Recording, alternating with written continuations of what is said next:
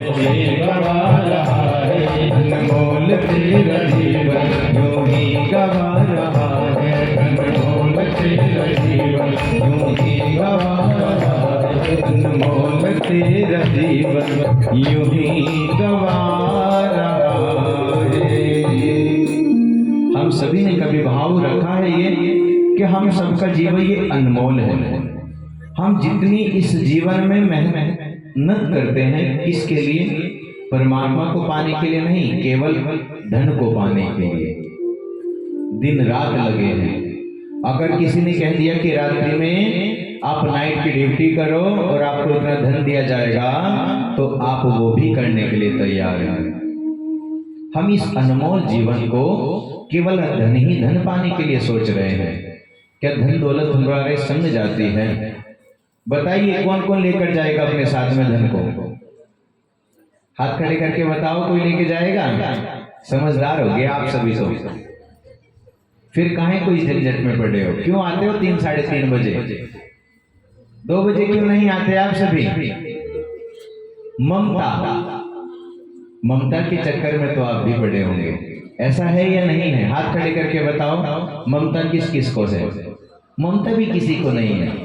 अरे वाह, क्या बात है। आप तो बहुत ही अच्छे श्रोता हो गए हैं कि बालकों को हम तो छोड़कर आ जाते हैं, तो ममता भी अब नहीं है आपको।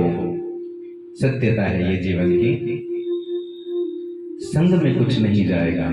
जो हरि का भजन किया है यही सर्वोपरि है।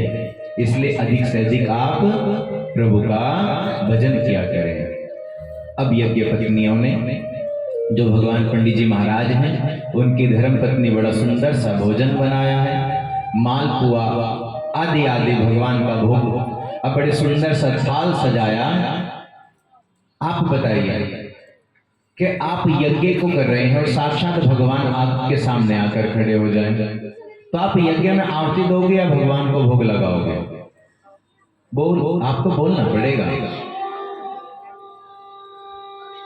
आज यहाँ पर जो पंडित जी महाराज की धर्म पत्नी हैं, वो देख रही हैं कि अब हम भोग लेकर चल रहे हैं, तो पंडित जी महाराज स्वाहा स्वाहा अपनी धर्म पत्नी को देख रहे हैं। अरे कहाँ जा रही हो? कह तो नहीं सकते, बस स्वाहा। पंडित जी का ध्यान इधर है। अब उसने देखा कि अगर देखूंगी तो ये कहेंगे स्वाहा। अब इशारे में पंडित जी स्वाहा में सब बात कह रहे हैं। अब उसने भी पल्ला करके कह दिया, आहा चल रही हूं मैं तो इधर को। पंडित जी मैं आज आपको देखूंगी नहीं, आप करते रहो इनका यज्ञ। अब चल पड़ी हैं।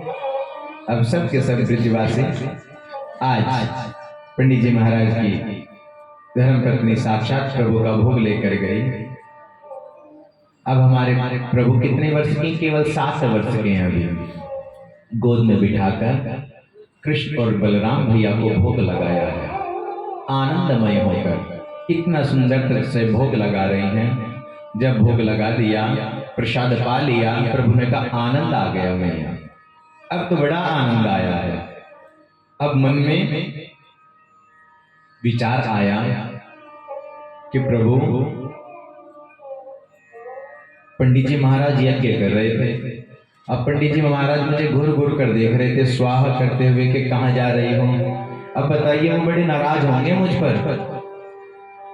भगवान कृष्ण कहते हैं, अरे मैया नाराज नहीं होंगे। वो जो आरती दे रहे थे वो सोच रहे हैं कि मैं पालूंगा। मैं ऐसा भोग नहीं पाता जो अहंकार का होता है, मैं तो भाव का भोग पाता हूं मैया। अब उनको पता चल गया है कि साक्षात जो मेरी धर्म पत्नी प्रसाद बनाकर ले गई हैं, वो भगवान ने प्रसाद पा लिया। अब आप चिंता मत करो, जाओ। अब तो वो तुम्हारा बड़ा सम्मान करेंगे। अब जैसे ही वो घर की ओर आई हैं, पंडित जी महाराज ने बड़ा सम्मान किया कि जो मैं अनेक वर्षों में नहीं कर पाया, कि मैं प्रभु को पाने के लिए यज्ञ कर रहा था, लेकिन भाव नहीं था, केवल अहंकार के वशीभूत के मेरे पे तो इतने मंत्र आते हैं और प्रभु तो दौड़े चले आएंगे। ऐसे ही थोड़े ना आ जाएंगे प्रभु, कहीं खाली बैठे हैं प्रभु? क्या आप घूर कर देखते रहो पंडित जी आ जाओ? पंडित जी भी नहीं आएंगे। भाव से बुलाना पड़ेगा, आइए आपका स्वागत है। आज पंडित जी महाराज ने बड़ा सम्मान किया धर्म पत्नियों का कि जो मैं इतने वर्ष में नहीं कर पाया और तुमने ये मात्र कुछ ही समय में प्रभु को प्राप्त कर लिया। अब गदगद हो गई वो, क्यों? प्रभु के दर्शन हो गए। जिसको प्रभु के दर्शन हो जाते हैं फिर किसी भी बात का अभिलाषा मन में नहीं रहती। आगे चलकर चीरहरण की लीला आती है। अब आप सभी जानते हैं ये सभी प्रातःकालीन सुबह ब्रह्म मुहूर्त 4 बजे उठकर यमुना जी में स्नान करते। स्नान करने के उपरांत मां कात्यायनी की पूजा करते। कार्तिक मास सुबह प्रातःकालीन आप सभी भी यहाँ पे कार्तिक मातम को श्रवण करते हैं। कौन कौन करती है? अच्छा ये बताओ आप। गिनी चुनी हाथ हैं। ऐसा नहीं है केवल पति को प्राप्त करने के लिए ही किया जाए। ये तो 2 प्रकार के पति हैं, एक तो यहाँ पर पति है और एक परमेश्वर है। तो आप उनको पाने के लिए करो ना कि शादी हो गई अब हमें कार्तिक मास की कथा सुनने की आवश्यकता नहीं है। ऐसा नहीं करना चाहिए। वो सभी क्या करते? यमुना में स्नान करते और स्नान करने के बाद मां कात्यायनी की पूजा करते। तो प्रभु कृष्ण ने उनको कहा कि जो आप स्नान करते हो निर्वस्त्र होकर स्नान ना किया करें। जो जल के देवता है वो वरुण देवता है, वो भी पुरुष है। अरे हम तो सुबह ही सुबह 4 बजे चली जाती हैं, वहां तो कोई नहीं होता। अब प्रभु सोच रहे हैं कि इनको कितना अभिमान है। एक और तो ये पूजा करने के लिए जा रही हैं और एक और ऐसा कहती है कि वहां कोई नहीं होता। अरे साक्षात वरुण देवता का वास होता है जल में। आज प्रभु ने चीरहरण की लीला की है। जब वो सभी यमुना में स्नान कर रही थी तो प्रभु ने उनके वस्त्र वहां से उठाए और एक पेड़ पर चढ़ गए। अब जैसे ही देखा स्नान हो गया, स्नान होने के बाद में उन्होंने देखा अरे हमारे वस्त्र कहाँ गए हैं। अब वो सब के सब निर्वस्त्र होकर स्नान कर रहे थे कि हम तो बाहर भी नहीं आ सकते। अब जैसे ही ऊपर देखा कि ये तो कृष्ण खड़ा है वहां पर पेड़ के ऊपर सारे वस्त्रों को लेकर, अरे कन्हैया हमारे ये वस्त्र दे दो। अच्छा मैं तो नहीं दूंगा। क्यों नहीं दोगे? आपको मैंने समझाया था कि कभी भी निर्वस्त्र होकर हमें कोई सरोवर हो, गंगा हो, यमुना हो या अपने घर का हमारा स्नान घर हो, कहीं भी ऐसे स्नान नहीं करना चाहिए। तो आज उन्होंने क्षमा मांगी कि अब आगे से हम ऐसा नहीं करेंगे। प्रभु ने तब उनको उनके वस्त्र दे दिए। और कहा जाता है भागवत महापुराण में एक श्लोक आता है, जिस कन्या का विवाह ना हो रहा हो वो मां कात्यायनी की पूजा करे। और मंत्र आता है कात्यायनी महामाई महायोगिन्यधीश्वरी नंद गोप सुतम देवी पति में कुरुते नमः। इस मंत्र का जप करे तो शीघ्र ही सुंदर से पति परमेश्वर मिल जाते हैं। आज प्रभु ने बड़े सुंदर चीरहरण की लीला की है। इसी में आगे आप सभी जानते हैं प्रभु ने रास लीला भी की है। शरद पूर्णिमा की रात में हम सब क्या करते हैं? शरद पूर्णिमा को आप सभी जानते हैं चंद्र देवता साक्षात अमृत बरसाते हैं। तो हम क्या बनाकर रखते हैं अपनी छत पर? खीर बनाकर रखते हैं। बड़ी समझदार मैया है हमारी सब। खीर का प्रसाद हम ऊपर रख देते हैं और जब उन पर किरणें पड़ती है ना तो उसमें साक्षात अमृत आ जाता है। आज शरद पूर्णिमा की रात्रि शरद पूर्णिमा की रात्रि को प्रभु ने रात्रि अपनी बांसुरी बजाई। इतनी सुंदर बांसुरी बजाई कि सब ब्रिज में बड़ी आनंदमय ऐसी ध्वनि हो रही है कि जितनी भी गोपियां हैं आज सब की सब अपनी शुद्ध हो गई है। एक गोपी अपने बालक को दूध पिला रही थी, जैसे ही प्रभु की बंसी बजी है, इतनी सुंदर बंसी बजी प्रभु की कि वो तो भूल गई कि मैं दूध पिला रही हूं। अपने बालक को नीचे बिठाकर दौड़ गई है। दूसरी कहां तो उसमें भोजन बनाने के लिए अग्नि को प्रज्वलित कर रही थी। अग्नि को जो प्रज्वलित किया, रख दी थी वहां कढ़ाई, और जैसे ही हमारे शाम की बांसुरी बजी तो वहां पर रख दी, अपने पुत्र को बिठाकर चल पड़ी है। शुद्ध खो गई है। एक गोपी, उनके ससुर आए हैं, उनके लिए सुंदर सा भोजन बना रहे हैं, और कोई ससुर देवता ऐसे होते हैं कि अगर भोजन अच्छा नहीं बना तो डांट लगा देते हैं। क्या यहाँ पर कोई ऐसी बैठी हैं जिनके ऐसे हो कि कथा बाद में सुनना, पहले भोजन बना कर जाओ। आप तो पहले भोजन बनाओगे, ठीक है, कोई बात नहीं, पंडित जी तो अभी 5:30 बजे तक करते रहेंगे, आधे घंटे बाद चले जाएंगे। आज भोग बना रही है,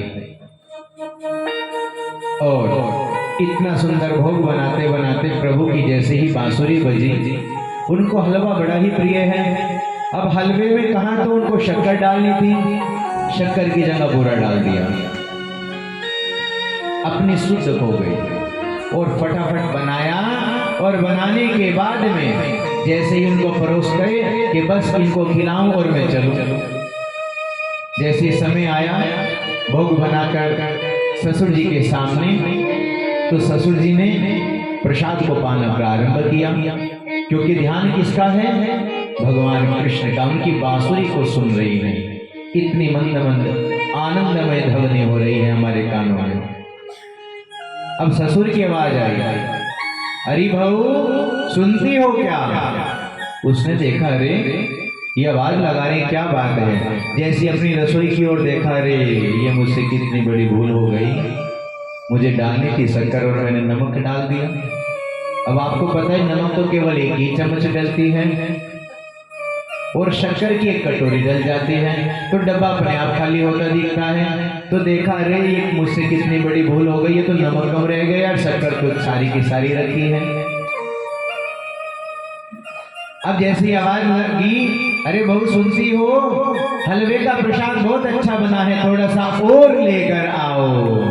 ऐसे सुंदर हमारे प्रभु की लीला है कि जब हम प्रभु को स्मरण करते हैं तो कभी अगर आप नमक डालना भी भूल जाएं तो उसमें साक्षात प्रभु आ जाते हैं, और उसमें नमक की आवश्यकता नहीं होती। आज तो वो बड़ी आनंदमय होकर ससुर ने 2-4 जैसी बहू की अपनी तारीफ की है, और हम सब भी यही सोचते हैं कि हमारी सासू मैया हमारी तारीफ कर दे, बस फिर तो 2 की जगह 4 फूल के खिलाऊंगी मैया को, और ऐसे खिलाऊंगी कि 1 की जगह 2 चम्मच घी की डालकर, कि आज ऐसे फूल जाए हंसी के लिए। अब एक बार पंडित जी महाराज सत्यनारायण भगवान की कथा करने के लिए गए हैं। पंडित जी महाराज बड़ा सुंदर उपदेश दे रहे थे कि भैया अपने माता पिता की सेवा करनी चाहिए, और जो कन्या होती है ना, पहले वो माँ बाप की सेवा करे, और जब विवाह हो जाए तो अपने सास ससुर की सेवा करे। उनको साक्षात अपने माता पिता ही मानना चाहिए। और सासू माँ का भी यही कर्तव्य है कि जिस प्रकार से अपनी पुत्री का विवाह करती है और उसकी विदाई करती है, यही भाव उस बहू में रखना चाहिए कि मेरी पुत्री ही मेरे यहाँ पर आ गई है, इसलिए कोई भी द्वेष भाव नहीं रखना चाहिए। तो पंडित जी महाराज इतने सुंदर उपदेश दे रहे थे, तो एक बोली पंडित जी अगर आप कहो तो मैं कुछ कहना चाहते हूँ कि हाँ हाँ बताइए कि महाराज मेरा बहुत मन करता है कि मैं अपनी सास की पूजा करूं। तो मना किसने की है? करो कि मेरी सास ही नहीं है, कहां से करूं? अब आप ही कोई उपाय बताओ, आप ही इतना सुंदर ज्ञान दे रहे थे। अब पंडित जी भी चक्कर खा गए कि अच्छा मैंने इनको ज्ञान दिया, अब इसके लिए सास कहां से लेके आऊं? अब पंडित जी महाराज ने कहा एक काम करो, एक लकड़ी की सास बनवा लो। अच्छा, और उनको सुंदर सी सजाना और साक्षात ये देखना कि यही मेरी सास है और इनकी सेवा करना। अब कहते हैं ना, अच्छी बात तो किसी की समझ में आए ना आए, लेकिन उल्टी बात एकदम समझ में आती है। अब तो कहती है ठीक है महाराज ऐसा ही करूंगी। अब उसने एक सुंदर से लकड़ी की सास बना ली, साड़ी पहनाए और सुंदर से उनका घूंघट भी कर दे कि जब कुछ अपराध हो जाए तो मैया तुम्हारा तो घूंघट हो रहा है, आप तो देख ही नहीं रही। और जब जब सुबह प्रातः कालीन हो तो उनके चरण छूने लग जाए। अब रात्रि में एक दिन आया, सेवा तो बहुत करती थी, एक दिन ऐसा आया कि चोर आ गए। अब मैया को कहां पे? अपने द्वार पर ही, जैसे ही हमारी गैलरी है वहीं पर मैया जी खड़ी हैं, बड़ी सुंदर उनको सजाया है, साड़ी पहना रखी है, नकली बाल लगाए हुए हैं। अब यही फैशन है, नकली बाल लगा लेते हैं कि किसी के होते तो हैं छोटे से बाल और इतने लंबे लंबे बाल हो जाते हैं। जूड़ा भी ऐसा बना के आते हैं कि जैसे कि पता नहीं क्या है। अब इतना सुंदर रूप बना दिया उनका, अब पल्लवी घूंघट इतना। अब रात्रि में चोर आ गए। अब जो बहू है उसने सारा का सारा घर मैया को कहा है, सासू मैया बस अब आप ही ध्यान रखना, जरा हम शादी न होकर आ रहे हैं। अब लकड़ी की सास है, कोई बात नहीं। अब रात्रि वो तो चले गए शादी में, चोरों को पता चल गया इस घर में कोई नहीं है। अब रात्रि में चोर आए, चोर आने के बाद में सारा का सारा सामान समेटा और अपनी पोटली में बांधे। जैसे ही चलने लगे, जो वो लकड़ी की सास थी वहीं पर वो पोटली फंस गई। अब देखा अरे यहाँ पर तो कोई खड़ी है, भागो भागो यहाँ से भागो। अब वो वहीं के वहीं छोड़कर वो सारे के सारे चोर भाग गए। तो कहने का अभिप्राय यही है कि जब लकड़ी की सास एक चोर को रोक सकती है तो जीती जाती सास क्या नहीं कर सकती। साक्षात देवी का रूप है, तो इसलिए जिनकी हैं वो उनकी सेवा किया करें। मन में भाव ऐसा रखें, दोनों के लिए है। सास अपनी बहू को बेटी के रूप में देखे, घर किसी के नहीं टूटेंगे अगर ये भाव जब बन गया। ये ना कहे कि तू रुक रुक मैं आती हूँ, मैं देख लूंगी तेरी सास को। उसे कहे कि अब तो हमने कन्यादान कर दिया है, अब जैसे भी तुझे रहना है तू रहे। सुख में बुलाएगी तो दौड़ी चली आऊंगी, और अगर कलह में बुलाओगी तो बिल्कुल भी नहीं आऊंगी। अगर यही भाव हर सास का हो गया तो कोर्ट कचहरी में कोई भी खड़ा नहीं होगा। आपको ये बात अच्छी नहीं लगी सबको? देखो जो बात अच्छी लगे ना उसके लिए ताली बजा दिया करें, अन्यथा कथा तो चल ही रही है। हाँ उनको गुस्सा आ रहा है, पंडित जी क्यों कह रहे हैं मेरी बहू के बारे में, मुझे पता है मेरी बहू कैसी है, इसलिए 1 2 3 हल्की सी ताली बजा दी कि ये तो सारे के सारे बैठे बैठे सोचेंगे मैं ही ऐसी सास हूँ। और कुछ बहू भी ऐसी हैं वो भी देख रही हैं कि पंडित जी मुझे तो नहीं देख रहे। पंडित जी की 4 आंखें यहाँ पर बैठकर पंडित जी सबको देख रहे हैं कौन क्या कर रहा है। लेकिन हमें दिखाकर क्या होगा, हम तो कल यहाँ पर विराम हो जाएगा कथा का, फिर देखेंगे फिर मिलेंगे आपसे। लेकिन ये तो जीवन में उतारने के लिए हमारे साक्षात इन बातों को हमें उतारना चाहिए। सास की देखो बड़ा भाव है, जितनी सेवा कर सकते हो उतनी सेवा करनी चाहिए। आगे यहाँ पर बड़ा सुंदर सा हलवा बनाया, भोजन प्रसाद खिलाया और आज वो भी गोपी चल दी है भगवान कृष्ण के पास। आज रात्रि में दूध उबाल कर रखते हैं किस पर? एक गांव में छिंका होता था, उस पर टांग देते थे। अब कहाँ तो दूध रखना था, कहाँ अपने पुत्र को वहीं पर टांग के चली गई है। अब एक स्त्री रात को तैयार हो रही है गोपी, और क्या करे, आंखों में काजल डाल रही है। एक आंख में डाला और जैसे ही बांसुरी बजती तो वो दूसरी में डालना ही भूल गई, चल पड़ी है। आज ये सारी की सारी गोपी एकत्रित हो गई है, सब की सब गोपी एकत्रित हो गई और हमारे प्रभु आंखें बंद करके बांसुरी बजा रहे हैं, बड़े सुंदर। प्रभु तो आनंदमय होकर, राधा रानी भी वहीं पर साक्षात विराजमान हो गई। बोले राधा रानी सरकार की जय, जय श्री राम, जय जय श्री राम, जय जय श्री राधे श्याम। आज सभी गोपियां वहां पर एकत्रित हो गई और प्रभु ने देखा, आंखें खोली तो बड़े भाव से उनका सम्मान किया। स्वागतम वो महाभाग प्रियम किम करवाणी व ब्रजस्य नामय कंचित व्रतागमनम कारणम।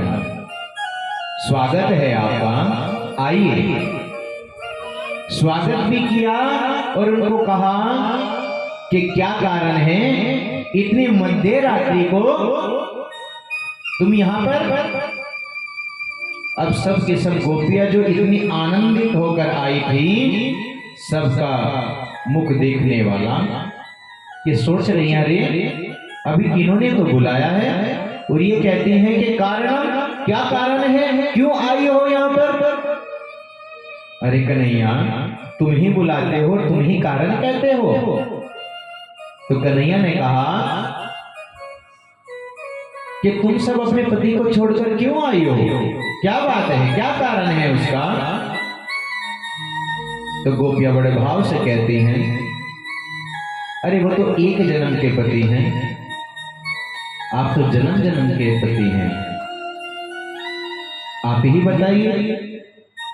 अब यहाँ पर एक धर्म पत्नी अपने स्वामी की बहुत सेवा किया करते थे। अब एक दिन आया, देखिए जो पुरुष होते हैं उनको कार्य के लिए भी जाना पड़ता है, भाई बाहर नहीं जाएंगे तो धन कैसे कमा कर लाएंगे, धन लाएंगे तो अन्न भी होगा, सुंदर सुंदर से वस्त्र भी लेकर आएंगे अपनी धर्म पत्नी के लिए, अपने बालकों के लिए लेकर आएंगे, और उनको गहने का भी बहुत शौक है। कलयुग में स्वर्ण का कुछ ज्यादा ही शौक है बहुओं को कि सुंदर से गहने बनवा दो मेरे। तो जब तक कार्य नहीं करेंगे तो आज वो पति देवता कहते हैं कि भाई अब आप एक काम करना, अपना ध्यान रखना, मैं कुछ समय के लिए बाहर जा रहा हूं। अच्छा, आप बाहर जा रहे हैं, मैं तो आपकी नित्य प्रति सुबह जब प्रातःकालीन उठती हैं तो उनके चरण को छूती हैं। कौन कौन ऐसी स्त्री हैं जो सुबह उठकर अपने स्वामी के चरण को छूती हैं? कोई भी नहीं है। अरे वाह, एक हमारी मैया बैठी है 80 वर्ष की, वो कह रही कि मैं छूती हूँ। अरे क्या बात है, हम तो बालकों को सोच रहे थे कि शिक्षा, जब आप ही नहीं ऐसा करते बालक कहां से कर लेंगे। पति परमेश्वराय नमः। पति को साक्षात परमेश्वर माना जाता है, नारायण का रूप है। जब विवाह होता है ना, जब संस्कार होता है, क्या कहते हैं कि आप विष्णु के रूप हैं और ये आपकी लक्ष्मी है। आप अपने आप को लक्ष्मी नहीं मानते क्या? देखिए, ये हमारा कर्तव्य है। प्रातःकालीन जब उठने के बाद में आप अपने सबसे पहले पति परमेश्वर के चरण को स्पर्श करें। कुछ लगता थोड़ा ही है, या कुछ वहां पर भी दान दक्षिणा चढ़ाते हो तब कुछ नहीं लगता। आप एक बात बताओ, देखिए कुछ कटु सकते हैं, लेकिन ये आपको मानना पड़ेगा। जब किसी स्त्री के स्वामी गोलोक धाम को चले जाते हैं ना, तो जो चारज जी आते हैं वो पता है क्या कहते हैं कि भाई छू लो अपने पति के पैर। जीते जी तो छुए नहीं और मरने के बाद उनके पैरों में पड़े हो, क्या लाभ है इसका? जितनी सेवा कर सको जीते जी कर लो, मरने के बाद तो भले ही दिखावा कर लेना, क्योंकि सब दिखावे की तो रोते हैं। ये जितने भी सगे संबंधी हैं सब दिखावे के हैं, कोई आपका अपना नहीं है।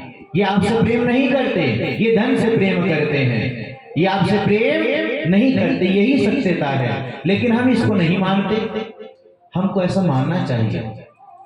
आज वो पतिदेव कह रहे हैं कि मैं बाहर जा रहा हूं, कि नहीं स्वामी मैं तो आपकी पूजा करती हूं, कैसे करूं? तो उन्होंने कहा एक काम करो, एक मिट्टी के पति बना लो, और जैसे आप मेरी पूजा करते हो वैसे ही आप इनकी पूजा करो। अब पति की आज्ञा का पालन करना चाहिए धर्मपत्नी को। उन्होंने कहा ठीक है, आपने ये ठीक कह दिया। अब स्वामी तो चले गए हैं, 1.5 साल हो गया उनको नहीं आए। जब 1.5 साल बाद आए तो प्रातःकालीन सुबह ही सुबह आ गए। जैसे फौजी होते हैं भैया हमारे, जब छुट्टी मिलती है तभी आते हैं, साल 6 महीने में। तो आज 1.5 साल बाद आए हैं। वो तो कुंडा खड़खड़ा रहे हैं कि कब आएगी, और वो अपने मिट्टी के पति की सेवा करने में लगी है। जय पतिदेव स्वामी, जय पतिदेव, पूजा कर रही है उनकी। दिखावे की पूजा नहीं करनी चाहिए, वो तो साक्षात पति के रूप में उनको मान रही है।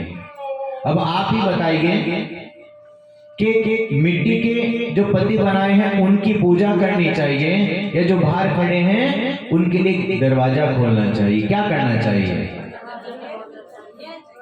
थोड़ी सी तेज बोल दो आप। दरवाजा खोलना चाहिए। मैया कह रही है दरवाजा खोलना चाहिए, ऐसा ही होगा। अब उन्होंने भी क्या किया कि जब मेरे यहाँ पर पति खड़े तो मैं इनकी पूजा क्यों करूं? तो आज ये गोपियों का विभाव कहने का यही है कि प्रभु ये तो एक जन्म के पति हैं, आप तो जन्म जन्मांतर के पति हैं, और आप ही हमें ऐसा कह रहे हो कि उनको छोड़कर क्यों आए हैं? हम तो आपकी शरण में आए हैं। हम भी तो कहते हैं आरती करते हुए, तुम हो एक अगोचर सबके प्राणपति, स्वामी सबके प्राणपति, यही तो कहते हो आप, और उधर प्राणपति भी नहीं मान रहे। तो आज गोपियां यही भाव भगवान के सामने रख रही है। तो प्रभु ने कहा ठीक है, भाव तो तुम्हारा बड़ा ही सुंदर है। आज शरद पूर्णिमा की रात्रि, बड़ा ही सुंदर भाव आज हमारे प्रभु वहां पर सभी गोपियों के साथ में नृत्य कर रहे हैं। मैं खोल के लगा देता हूँ। और प्रभु इतना सुंदर नृत्य कर रहे हैं कि जितनी गोपियां उतने ही हमारे कृष्ण के रूप हैं। अब कोई गोपी थक जाती, कोई गोपी थक जाती, और थक कर क्या कहते हमारे प्रभु कि थक गई हो। प्रभु के तो रूप अनेक हैं कि थक गई हो तो आप उनके चरण दबाने शुरू कर देते। किसी ने करे कन्हैया मेरी ये पायल खुल गई है, तो उसकी पायल खुल पाना शुरू कर देते। ऐसे करके अनेक गोपियां अब ऐसा भाव करने लगी हैं। जब इतना भाव करने लगी, अब तो कन्हैया भी, प्रभु भी तो भाव के भूखे हैं, भाव से सब कुछ स्वीकार कर लेते हैं। लेकिन अब जाकर उन गोपियों को अभिमान हो गया, अरे जो हमारे वशीभूत हो गया ये क्या परमेश्वर हो सकता है? अब जब हमारे मन में कोई अहंकार आ जाता है ना, तब से हमारा पतन प्रारंभ हो जाता है। जब तक भाव है तो आपको प्रभु ऊपर बिठा देंगे, लेकिन जब हमारे भाव खत्म हो जाएंगे और अहंकार आ जाएगा कि ये तो हमारे वशीभूत हो गया है, तो आज उन सभी गोपियों को भी अहंकार हो गया। नृत्य करते करते अहंकार हो गया कि ये ब्रह्म नहीं हो सकता, जो हमारे वशीभूत हो गया है, ये ब्रह्म नहीं हो सकता। अब प्रभु ने देखा, अच्छा गोपियों तुम्हें अभिमान हो गया है इस बात का, ठीक है कोई बात नहीं। अब प्रभु जैसे ही आनंद मंद होकर नृत्य कर रहे थे, तो सब की सब गोपियां आंखें बंद करके नृत्य कर रही थी, और प्रभु वहां से राधा जी को लेकर अदृश्य हो गए। अब कुछ समय बाद जब उनकी आंखें खुली तो उन्होंने देखा कहाँ है कृष्ण, कहाँ है कृष्ण, कहाँ है कृष्ण। देख रही हैं अपनी आंखों से, दूर दूर तक निहारती कि कहीं बैठ तो नहीं गए, कहीं थक तो नहीं गए। लेकिन अभिमान तो प्रभु किसी का भी नहीं रखते। अब प्रभु वहां से अदृश्य हो गए हैं। अब सबके सब भाव रख रही हैं, हे प्रभु हमसे क्या गलती हो गई। मन में आ गया कि हाँ कुछ तो हमसे अपराध हुआ है जो प्रभु हमको छोड़कर चले गए। आज इतना सुंदर भाव कि अब तो सबके सब पुकार कर रहे हैं, सबके सब गोपियां एकत्रित होकर कि प्रभु को पुकार रही हैं, प्रभु आप ही तो हमारे प्राणदाता हैं, आप ही हमारे पति परमेश्वर हैं, और आप ही अगर हमको छोड़कर चले जाओगे तो हम किसकी शरण में जाएंगे। प्रभु आ जाओ, प्रभु आ जाओ। बड़ा सुंदर भाव करते हुए कि सब के सब दीदार करने को तरस रही हैं भगवान का, कि प्रभु कब होगा तेरा दीदार, कुछ तो बोलो सरकार, शाम कब आओगे। सब की सब पुकार रही है गोविंद को, हे प्रभु हम तो आपके लिए एक मिनट भी नहीं रह सकते, कहाँ रह गए आप। आइए हम सब मिलकर प्रभु को याद करें और प्रभु से यही प्रार्थना करें, प्रभु ये बड़ा ही सुंदर हमारी गली का नाम है कुंज गली, और इस कॉलोनी का नाम भी प्रेमपुरी कॉलोनी। हे प्रभु हम आपको भाव से बुला रहे हैं, बड़ा प्रेम है हम सबके अंदर। प्रभु आप यहीं पर आकर विराजमान हो जाओ हम सबके साथ में, और आप भी सभी आंखें बंद करके हमारे कृष्ण का ध्यान करें। कब होगा तेरा दीदार, कुछ तो बोलो सरकार, शाम कब आओगे, आओगे शाम कब आओगे। कब होगा तेरा दीदार, कुछ तो बोलो सरकार, शाम कब आओगे, आओगे शाम कब आओगे। मीठी मीठी तालियों की सेवा करते हुए अपने अंदर ऐसा भाव जगाओ कि हमारे कृष्ण हमारे सामने आ रहे हैं और हम सब पुकार रहे हैं प्रभु को।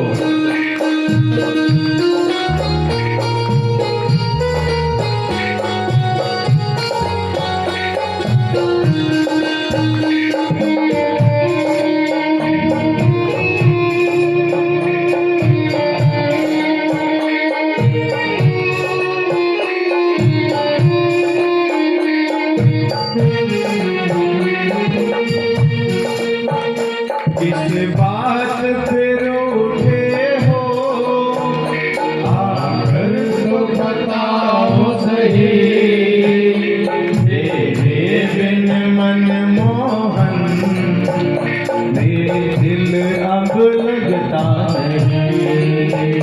किस बात फिर उठे हो, आकर तो बताओ सही,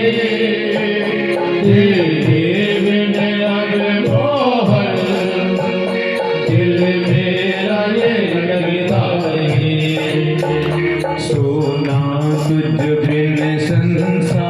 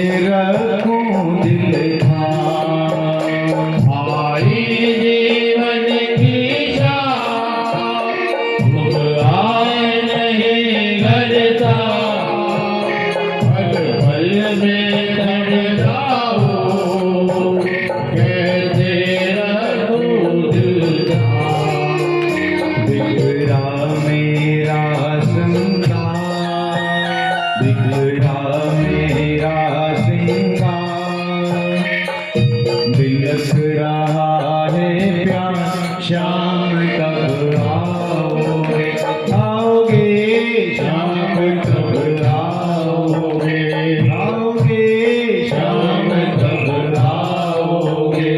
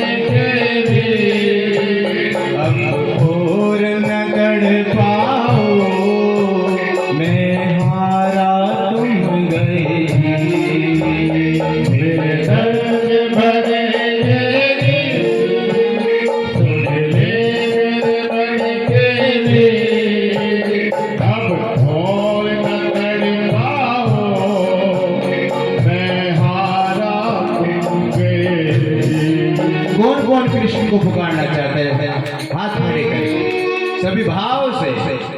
रही गोपी तुम्हें पुकार, आप भी एक बार गाए साथ में। रही गोपी तुम्हें पुकार, शाम कब आओगे,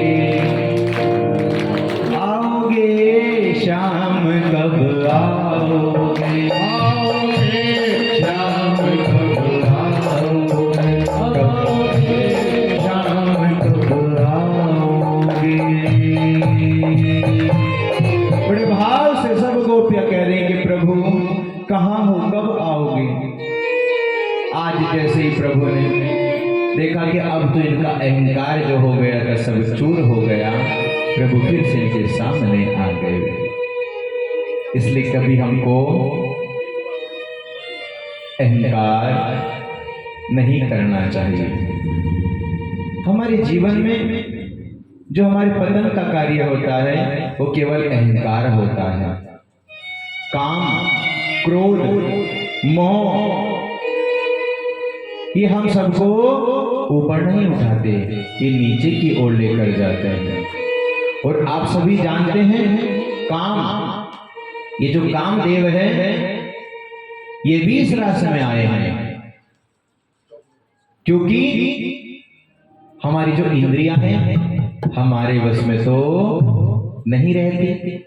अब कामदेव क्या करते हैं, इनका यही काम है कि जहां पर बहुत सारी स्त्रियां होती हैं और जो पुरुष होते हैं वहीं पर कामदेव आ जाते हैं। आज भगवान कृष्ण के समक्ष भी ये कामदेव आ गए। आप सब जानते हैं भोलेनाथ की जब तीसरा नेत्र खुला, क्योंकि ये वहां पर भी गए थे कामदेव, भोलेनाथ ने इनको भस्म कर दिया था।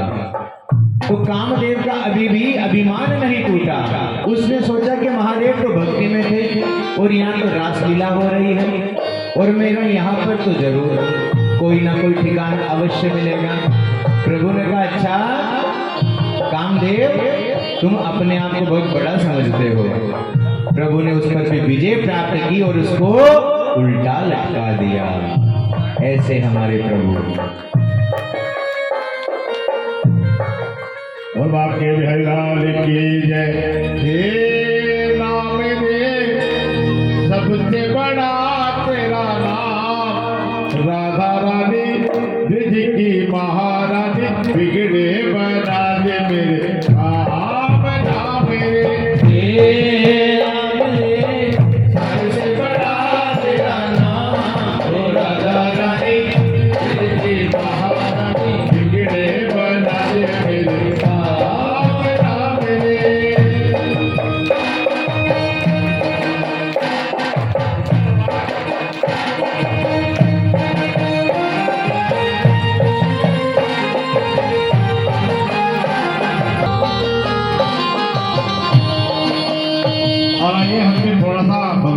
समय रास मना ले विधि की महारानी बिगड़े बना दे मेरे नाम नाम नाम रे सबसे बड़ा तेरा नाम ओ राधा रानी विधि की महारानी बिगड़े बना दे मेरे नाम नाम रे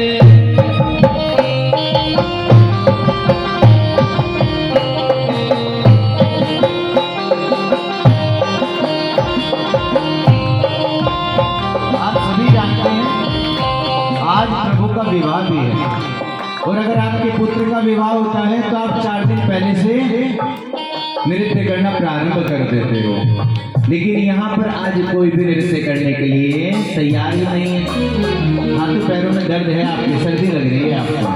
अरे आपके भाव से आकर संसार के सामने क्यों नाचते हो? जब ये संसार का स्वामी आपके सामने बैठा है तो इनके सामने नाचो ना, फिर नाचो।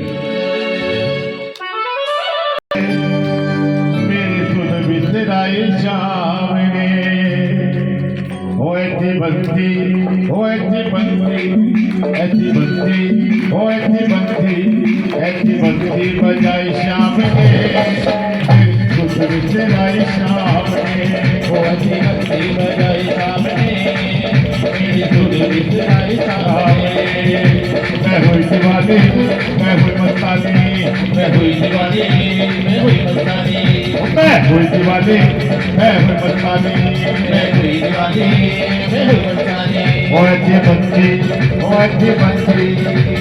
बंसी बजाई शाम ने मेरी सुध बिसराई शाम ने ऐसी बजाई शाम ने मेरी सुध बिसराई शाम ने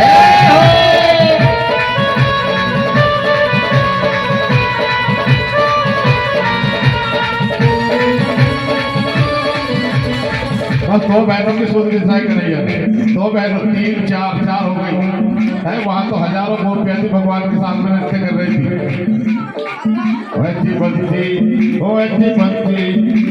बंसी बजाई शाम ने मेरी सुध बिसराई शाम ने राव भैया ऐसी बंसी बजाई शाम ने मेरी सुध बिसराई शाम ने हो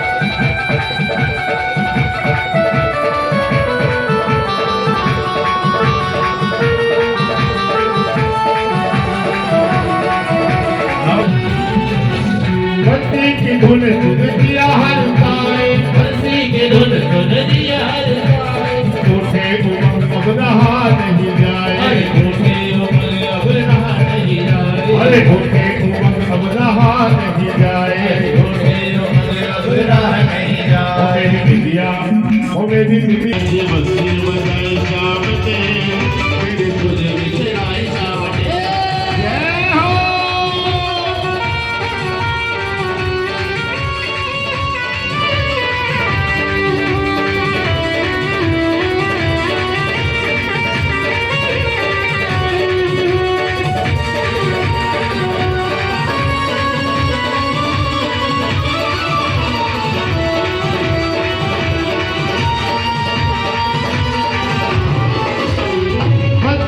धुन मैंने बागों में सुनी थी बंसी की धुन मैंने बागों में सुनी थी अरे बागों में सुनी थी मैंने महलों में सुनी थी बागों में सुनी थी मैंने महलों में सुनी थी अरे बागों में सुनी थी मैंने महलों में सुनी थी बागों में सुनी थी मैंने महलों में सुनी ओ मेरी दीदिया चुराई शाम ने मेरी सुध बिसराई शाम ने बजाई शाम ने मेरी सुध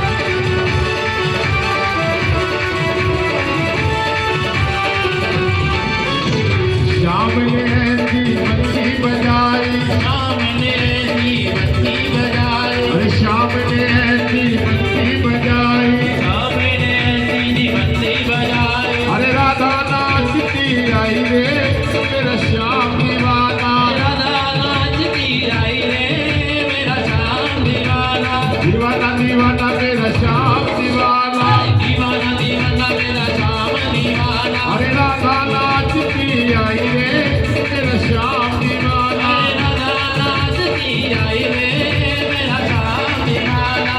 मैं तो गई थी पनिया भरने को, मैं तो गई थी पनिया भरने को, अरे मैं तो गई थी पनिया भरने को, मैं तो गई थी पनिया भरने को। श्याम खड़ा था कदम के नीचे, श्याम खड़ा था कदम के नीचे, अरे मटकी फोड़ गिराई रे मेरा श्याम दीवाना, मटकी फोड़ के आई रे मेरा श्याम दीवाना। मैं तो गई थी झूला झूलने, मैं तो गई थी झूला झूलने, झूला झूलने, झूला झूलने, झूला झूलने, झूला झूलने।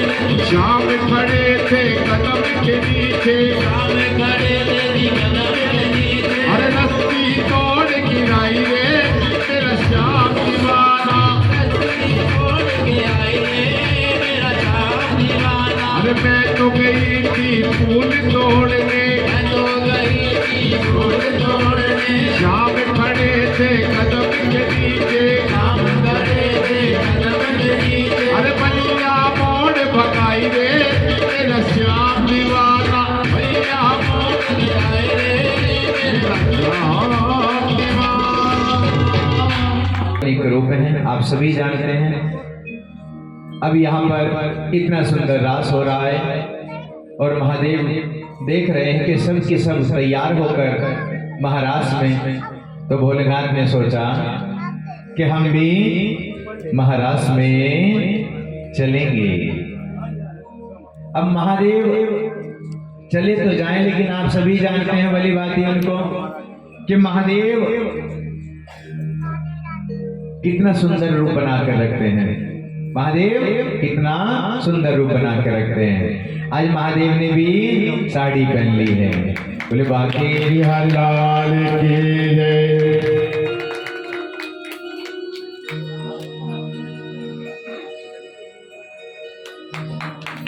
कृष्ण गोविंद हरे मुरारी, हे नाथ नारायण वासुदेवा।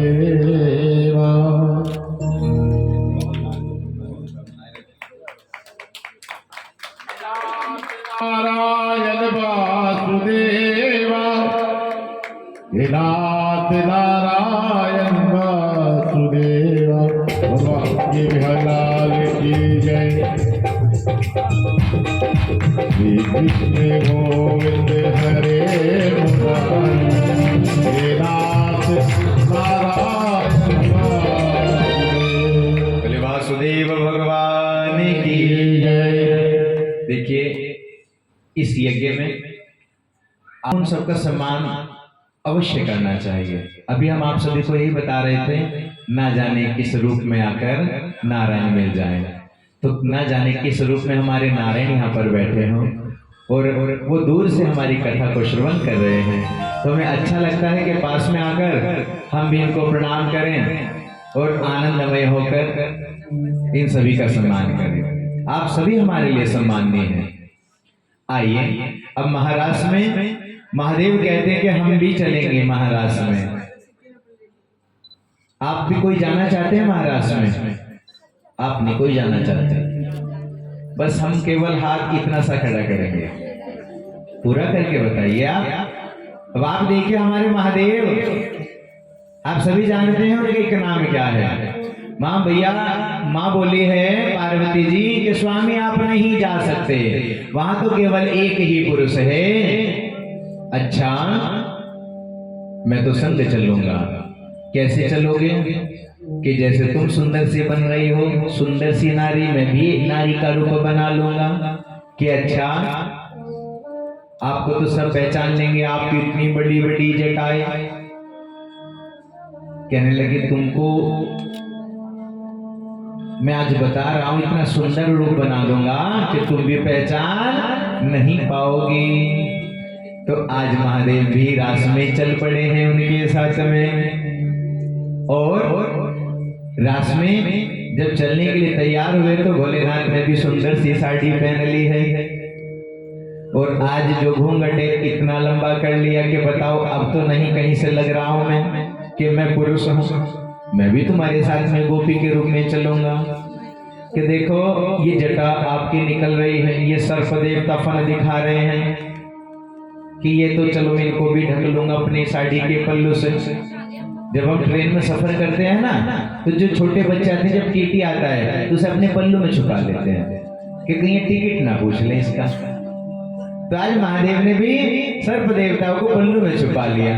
टीटी से थोड़े ना डरते हैं, लेकिन वहां पर केवल भगवान कृष्ण है जो रास में आए हैं। तो आज बड़ा सुंदर सा भगवान रूप बनाकर आए और प्रभु वहां पर जैसे ही रास में आए हैं और देखा वहां बड़ा सुंदर नृत्य हो रहा है। और आप सभी जानते हैं कि प्रभु वहां पर इतना सुंदर रूप बनाकर आए और जब नृत्य हो रहा था तो अपनी सुध बुध सब खोद डाली भगवान ने। और जैसे सुध बुध खोई तो पल्ला सारा का सारा नीचे गिर गया और वहीं से भगवान का एक नाम हो गया, गोपेश्वर महादेव की जय। अब अगर यहाँ भी भजन करेंगे तो शाम के 7 बज जाएंगे। और आप कहोगे पंडित जी, क्योंकि मुझे अपने बड़े पंडित जी से बहुत डर लगता है, वो फोन करके कहते हैं मेरे को कि पंडित जी आप लेट मत क्या करो। कल मैंने आप सभी को 5:30 बजे बिल्कुल यहाँ कथा को विराम कर दिया था कि पंडित जी आपको अगले साल नहीं करनी है क्या, ये आएंगे नहीं अगर ऐसे लेट करोगे तो मुझे तो आपको हर साल बुलाना है ऐसे ही। बोले बाकी बिहारी लाल की जय। अब यहाँ पर आप सभी जानते हैं गोपी गीत भी एक श्लोक में गोपी गीत का वर्णन करते हुए 19 श्लोकों में गोपियों ने गीत गाया था। हम तो केवल एक श्लोक करते हुए फिर आगे कथा की ओर चले। जयति ते दिगम जन्मना व्रज शयत इंद्रा सस्वदग्रही दैत दश्यता देक्षुतावका सत्वैत्रता सत्वविचिन्वते शरददासये साधुजात सरसिजोदरा श्रीमुषादृशा शुरखनाथ ते शुल्कदासिका वरदनिन्नतो नेह किं वधा। बड़े भाव से 19 श्लोकों में भगवान की बड़ी सुंदर स्तुति की। यहाँ पर हम महादेव का नाम यहीं से एक गोपेश्वर महादेव हुआ है। बोले गोपेश्वर महादेव भगवान की जय।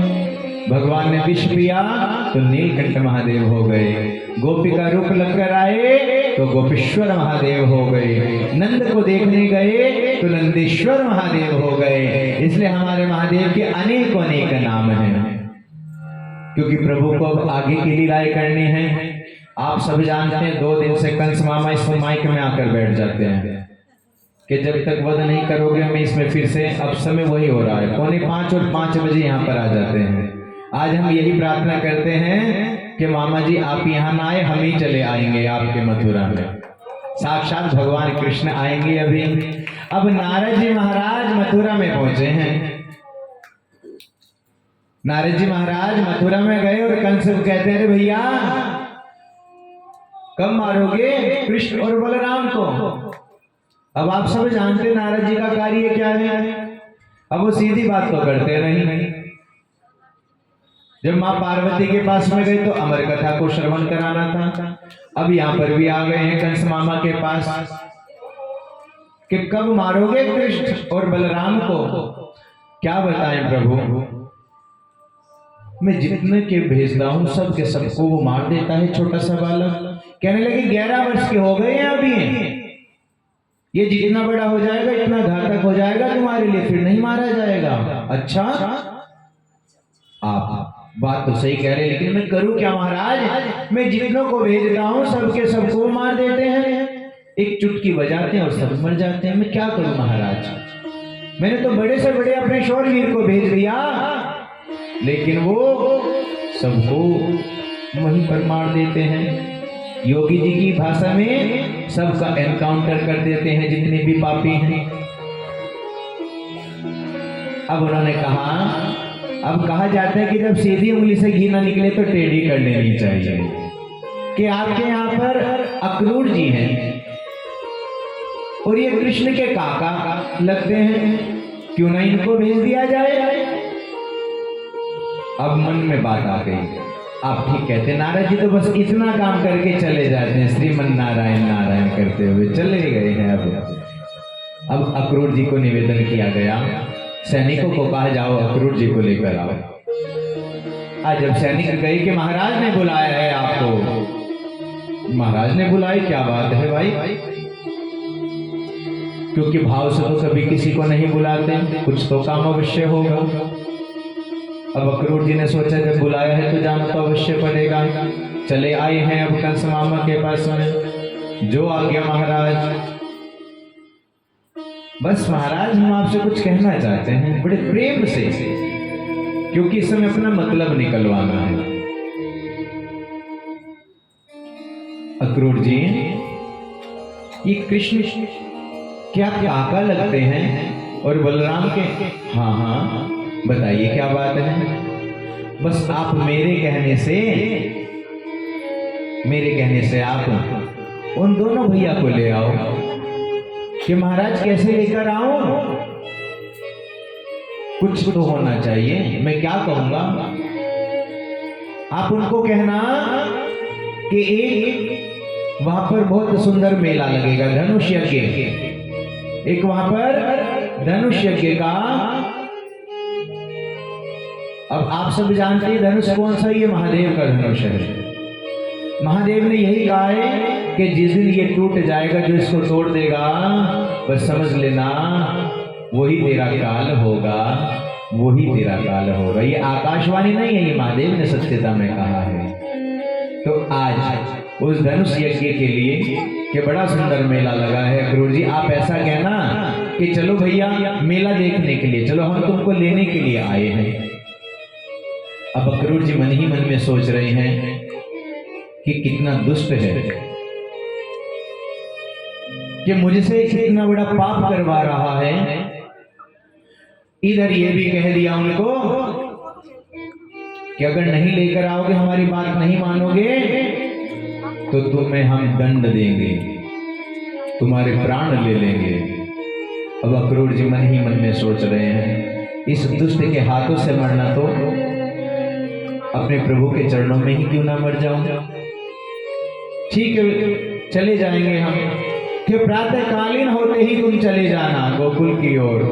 आज वृंदावन की ओर आए हैं अक्रूर जी रथ पर बैठकर, और जैसे ही प्रातःकालीन चले हैं वृंदावन की ओर, तो देखा कि दोनों भैया कृष्ण और बलराम आनंद मंद होकर वहां पर दोनों भैया मस्ती कर रहे हैं। और इतना सुंदर देखकर, अरे काका प्रणाम, कैसे आना हुआ आपका? कितने सुंदर बालक हैं। अब भगवान साक्षात कृष्ण हैं, और ये बलराम जी आप सब जानते हैं ये साक्षात शेषनाग के अवतार हैं। लेकिन मन में भाव क्या है कि बड़ों का सम्मान करना। उनको प्रणाम किया कि बाबा आइए, कि हाँ हाँ हम आए हैं। बाबा क्या बात है, किस काम के लिए आए हो? बस क्या बताएं कृष्ण आपको, कंस ने एक धनुष यज्ञ का बहुत सुंदर मेला रखा है। वहां पर अनेक अनेक प्रकार के मेले हैं, युद्ध भी होगा, और वहां पर जैसे हम कुश्ती कह देते हैं, तो उसने आयोजन रखा है। और तुम दोनों को भी निमंत्रण दिया है कि बस ठीक है काका, यहाँ तो आपने मुझे बता दिया, लेकिन मेरी मैया को मत बताना काका। अन्यथा मेरी मैया मुझको नहीं भेजेगी। घर की ओर लेकर चले हैं अक्रूर जी को। घर ले जाकर नंद बाबा ने उनका बड़ा सम्मान किया। सम्मान करने के बाद में बड़े आदर भाव से उनको भोजन पानी और रात्रि में विश्राम कराया।